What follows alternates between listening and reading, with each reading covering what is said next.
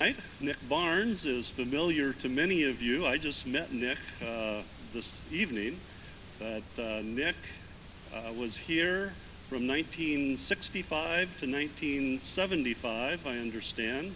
He then went on to Rio Lindo Academy, then to Pacific Union College, and then he did his internship at Elmshaven, went on to Andrews University where he received his MDiv, returned and pastored at Miranda and then at the Chico Church before he went into ministry in the prison system chaplaincy, where he is now. So Nick is going to present our message tonight, and I'm happy that he is here with us as well, and I'm going to turn the rest of the time over to him now.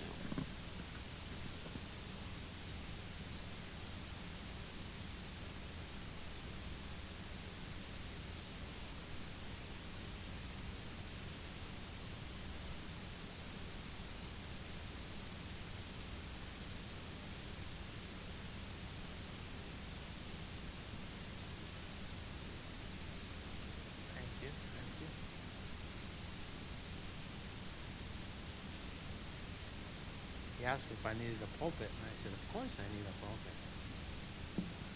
Something to hide behind. But now it's clear, so can't even hide behind. Lights like this, I can't even see you. That's all right. We were here before 65. 65 to 75 were the years I was at what was then called YCJA. Yuba City Junior Academy. And I remember those years well. I'm now chaplain at a federal prison in Merced, California, just down the road, still in the same valley. And we have 16 faith groups that meet there at the prison. Now when I say faith groups, I don't mean Methodist and Baptist and Episcopalian. I mean like Native American and Asatru and Rastafarian and LDS, Jehovah's Witness, Jewish, actual distinct faith groups that meet there. One of the things that I discovered in working with all of these different faith groups was the overlap between culture and religion. Some of the religious groups lend themselves more to a cultural background, but as I grew to learn more about the different religions, I can see that every religion has a cultural aspect to it. I'd like to look at John this evening. And don't worry, this isn't a sermon.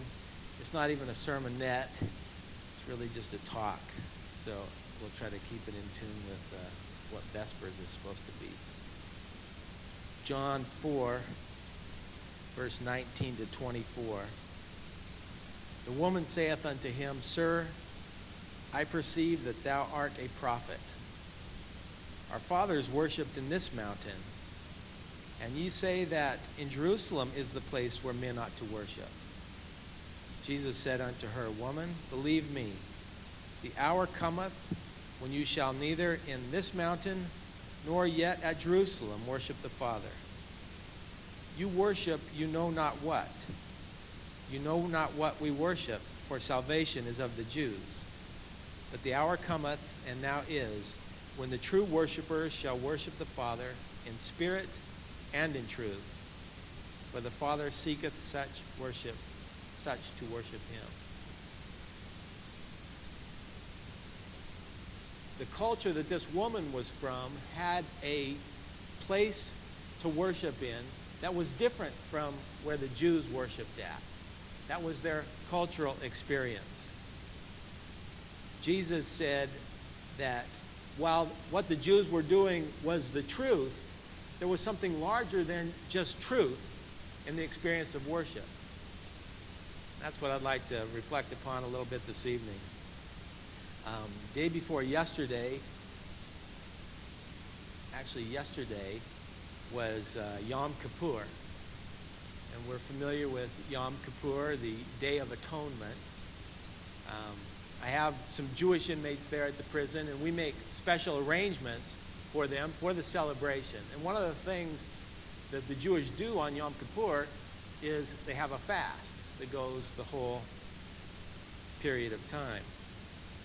Well, I was up at food service in the main line, and I saw two of my Jewish inmates there that I had on Holy Day, and they were sitting down to a big plate full of food. And I asked them, I said, so this is how you're celebrating your fast here for Yom Kippur? They come to the chapel for Jewish services, but they come out of a cultural drawing to that. Obviously, they don't come to the chapel they're not obviously conservative Jewish people that are coming to the chapel, or they wouldn't have been eating there that day. Likewise, many of the other faith groups, particularly the Native Americans. The Native Americans have a strong cultural identity. Some of them have a strong spiritual identity as well. Celebrated a powwow about 3 or 4 weeks ago there at the prison, and Native Americans that came to the visiting room that day to celebrate the powwow. When they worship in their sweat lodge on the weekend, maybe 15 or 20 will come out to worship. There are a lot more that are there than are coming out to worship.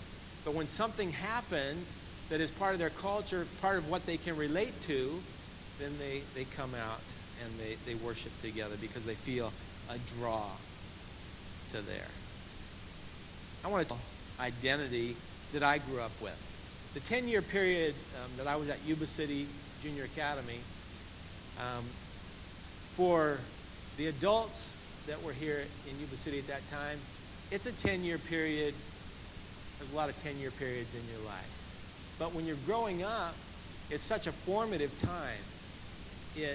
All of your values are being established, and it seems like more experiences can have. 1965, when I entered the first grade, which I'm surprised to say is 40 years ago this year, Mrs. Rood was my first grade teacher. Mrs. Caudry was teaching in the 3rd and 4th grade. In 5th and 6th was Mrs. Sanders, and Mr. Sanders and Mr. Kingsfield were teaching in the upper grades. The upper grades. I can remember when I got to Mrs. Caudry's room, being there in Mrs. Caudry's room and seeing Ross Whitney come in as the milk monitor. You know, he came in and he had the milk thing there, and I was so impressed with these older students, you know, from the upper grades. You know, you just kind of held them up and esteemed them highly. Also, in my experience at YCJA, I was taught by Mr. Fuller, Mr. Lewis, Mr. Clark, Mr. Lear, and Mr. J, who, interestingly enough, he was my 10th grade teacher when I was up over at my in-laws a few weeks ago, and it was a Sabbath afternoon up in Auburn, and there was a knock on the door, and in walked Mr. J. And I probably hadn't seen him for 25 years. And he walked in, and he looked just the same to me. And we sat and we reminisced Sabbath afternoon away, talking about the good times that we had at Yuba City. In the 8th grade, we moved to Pleasant Hill. So I was here for the first half of my 8th grade, and then we came back again in my 10th grade, and Mr. J was the teacher there. But going back to the early years at YCJA, YCJA was located across a tomato field from Holly Avenue, still is. And Holly Avenue, if you're 6, 7 years old and in the first grade, Holly Avenue was as close to heaven as you could imagine. Because it was all Adventists that lived there. No sins were ever committed on Holly Avenue. It was just like heaven was going to be, you know, where you get to heaven and you live next door to people that you know, and they're all saved there. there was a house on the corner that didn't have an Adventist family in it, but I actually think it faced Olier Road.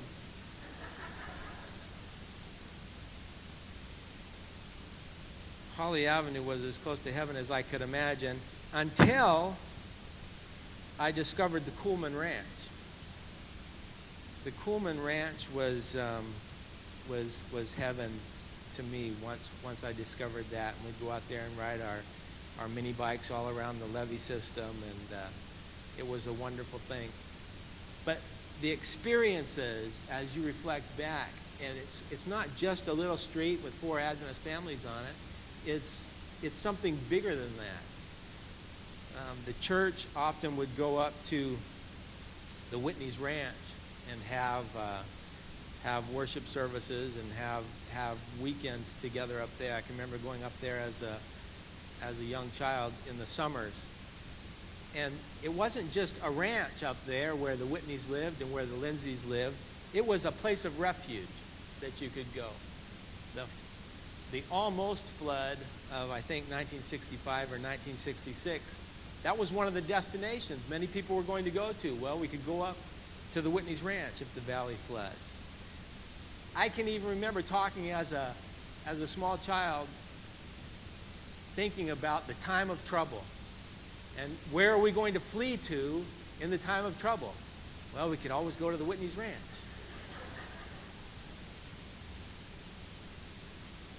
These things were bigger than you can imagine. For you, they're a memory. For the children that were growing up at that time, they were very formative. And they were formative in a good way. I remember MV meetings in the old green church. Old green church off of Plumas over not too far from the hospital. And the MV meetings on Sabbath afternoon when everybody would come out. It was not that it was that big of a crowd, but the spaces that we were worshiping in were small, so it seemed like there was a lot of us that were there. Then we moved, after we burned the church down, we moved over the bridge to the First Christian Church, just over the bridge there, until we were able to build here. And there's a picture of me out there somewhere, I don't know where it is, actually sitting on the peak of this church when they were doing the roofing. But it was a wonderful experience, and it was everybody would draw together. Sundays weren't for football. Sundays were for working at the church. Sundays were for working at the school, doing whatever needed to be done. And the church came together, and we developed a cultural experience in addition to our religious experience.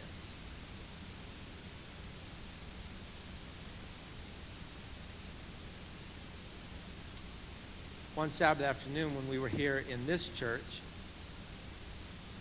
actually it wasn't Sabbath afternoon yet, it was between Sabbath school and church, that time when you're young, you know, you're anxious to do something.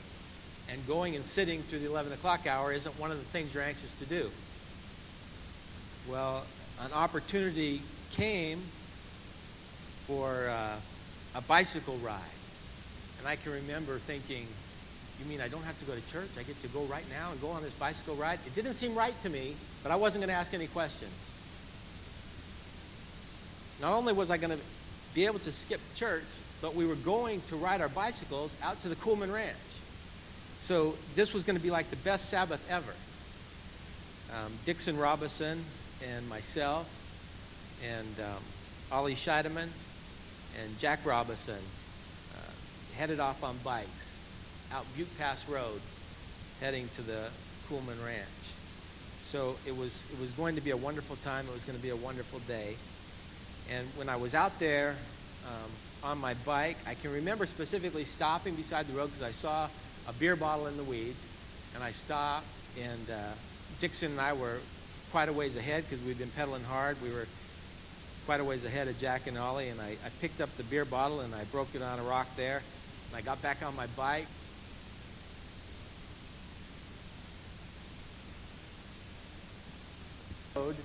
And I didn't check because it's Butte Pass Road and there's no traffic out there.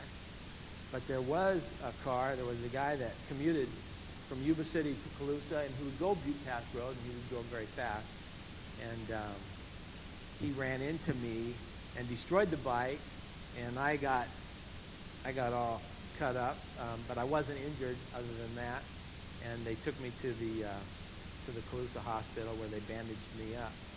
But I can remember two things that crossed my mind after that happened. And one of them was that I was struck by the car because I was doing something that I shouldn't have been doing. Now you have to remember, this is the era of Maxwell and Eric B. Hare, and when you're doing something you're not supposed to do, especially on Sabbath, bad things are going to happen to you. If you're going swimming, you don't want to be where crocodiles are on Sabbath. Pip, pip, the naughty chicken, the hawk got pip, pip, or the snake got pip, pip. Bad things always happen to people who are doing things that they weren't supposed to be doing, and I was definitely doing my own pleasure on that day. I was out riding a bicycle, I was skipping church, I was going to the Kuhlman's Ranch, I wasn't thinking spiritual thoughts, I was just having a good time. I remember thinking, God allowed me to be struck by that car to teach me a lesson. That attitude is there, that God is waiting to teach you a lesson if you do something wrong. And that was the first thought that came to my mind. Another thought that came to my mind was that I had somehow been miraculously spared being killed by that car, so that in my mind, I felt like God must have a purpose for my life. Well, duh. God has a purpose for everyone's life. But the fullness of that thought wasn't what I was dwelling on. It was, God needed me to do something, and that's why he let me live. But the problem with that type of thinking is it leaves too many questions unanswered. During that period of time from 1965 to 1975, there were a lot of heavy losses that we experienced in the Yuba City Church.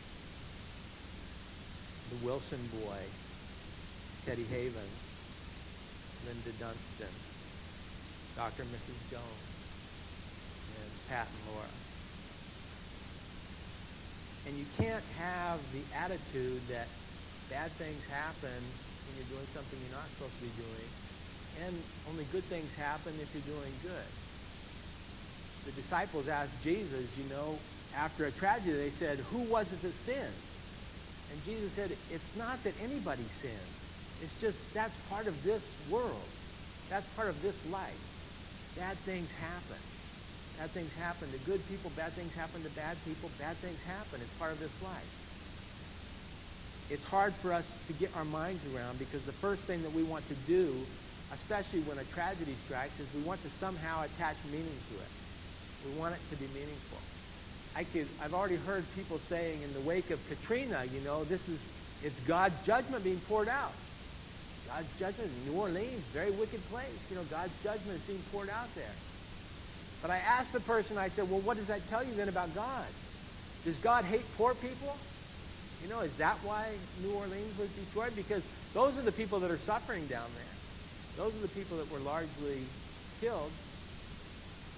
When you try to make a direct connection between something that happens and what God is doing, you're left with more questions than you have answers. The bottom line is, in life, when bad things happen, you have to know first and foremost that God is there with you. How many times can you look back over in your own life and you just wonder, how did I get through that? How did I survive that? Because emotionally, I didn't have the wherewithal to get through that experience. But you did survive. And as you look back now, you can know the only way you did survive is because even though you couldn't feel it at the time, God was there with you. God was there watching over you. God was seeing you through. Religion doesn't help us through those times. Truth doesn't even help us through those times. It's Jesus that helps us through those times. And it's bigger, as wonderful as our cultural experience has been, it's a lot bigger than our cultural experience. Many of you came here this evening not because of the strong tie you have to Seventh-day Adventists right now, but because there's a cultural identity that you relate to. We're glad you're here.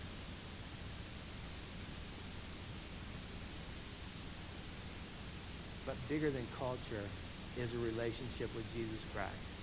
In my experience at the prison, I found there's a lot of good people who aren't Seventh-day Adventists. There's a lot of people that I'm sure are going to be saved that aren't Seventh-day Adventists. There's a lot of people that Seventh-day Adventists could learn things from. I believe that we have the truth, but the truth isn't enough. The truth won't save you. Jesus said, the Jews are doing everything right. They've got the truth, but salvation doesn't come from the truth. The Spirit of prophecy tells us the same people that crucified Jesus rushed home so that they wouldn't break the Sabbath. They had just crucified the Messiah, and then they rushed home so they wouldn't break the Sabbath. It's bigger than truth. At the prison, I work with a Methodist minister and a Catholic priest. And we have a very good working relationship with each other. And I work with all these different faith groups. Right now, we're in the midst of Ramadan with the Islamic inmates. And I love the experience of being able to relate to people from different religions and different backgrounds. I lead the general Protestant worship service on Sunday morning. And I lead it as a Seventh-day Adventist minister. And I tell the guys there who I am and what I believe.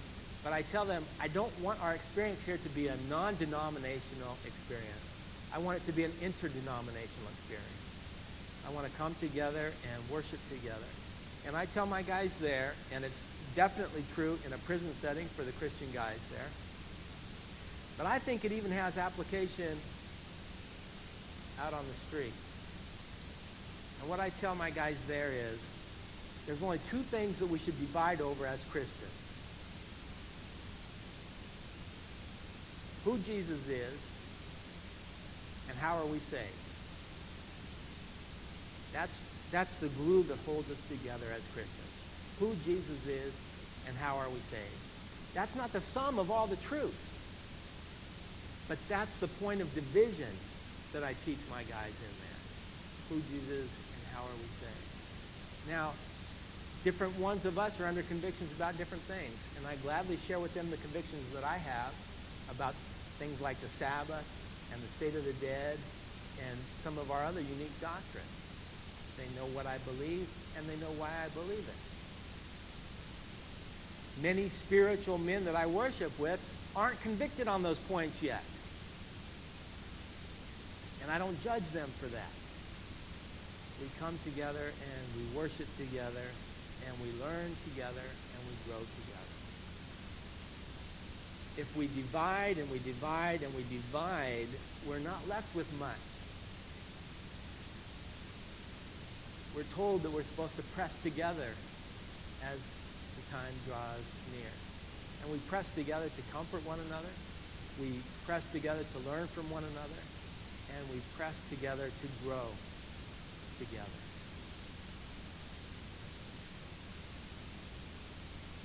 It's time for Seventh-day Adventists to be part of a larger Christian pie, to let people know who we are and what we represent.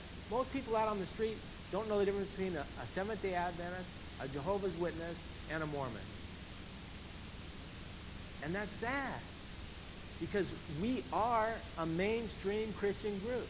The fact that we keep the seventh-day Sabbath, the fact that we believe in a different view of the state of the dead, aren't points that we should be dividing ourselves from the others. If people want to reject us for those doctrines, that's one thing. But we shouldn't reject other Christian brothers and sisters that haven't been convicted on those points yet. See, I started preaching. I'm sorry. I want to read that text one more time. Our fathers worshipped in this mountain, and you say that in Jerusalem is the place where men ought to worship. Jesus saith unto her, Woman, believe me, the hour cometh when you shall neither in this mountain nor yet at Jerusalem worship the Father. You worship, you know not what. We know what we worship, for salvation is of the Jews. But the hour cometh, and now is, when the true worshipers shall worship the Father in spirit and in truth. For the Father seeketh such to worship him.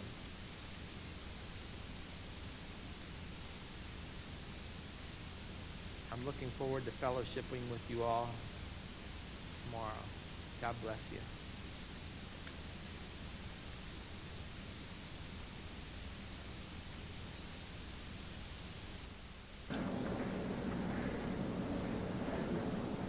Not long ago,